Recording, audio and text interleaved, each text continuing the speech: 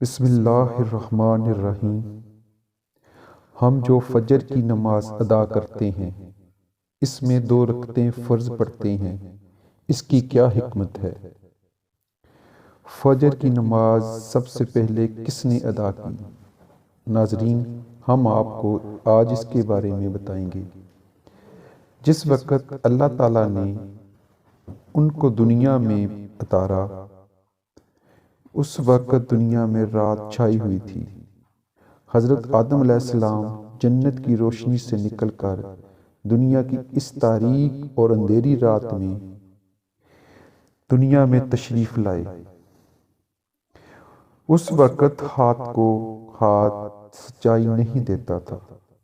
حضرت آدم علیہ السلام کو بڑی تشویش اور پریشانی لاحق ہوئی کہ یہ دنیا اتنی تاریک ہے، یہاں زندگی کیسے گزرے گی؟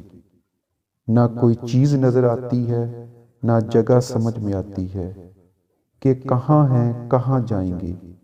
ہر طرف اندھیرا ہی اندھیرا ہے، چنانچہ خوف محسوس ہونے لگا۔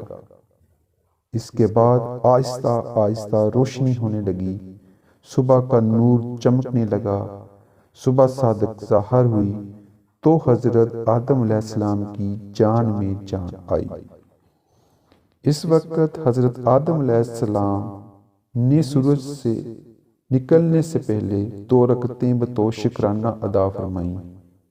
1 رکعت رات کی تاریکی جانے کے شکرانہ میں ادا فرمائی اور 1 رکعت دن کی روشنی نمودار ہونے کے شکرانے میں ادا فرمائی۔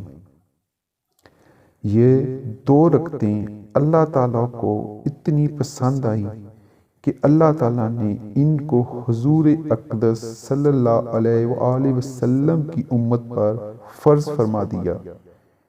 اس سے اندازہ لگائیں کہ یہ فجر کی نماز کتنی اہم ہے امت محمدیہ کے لیے۔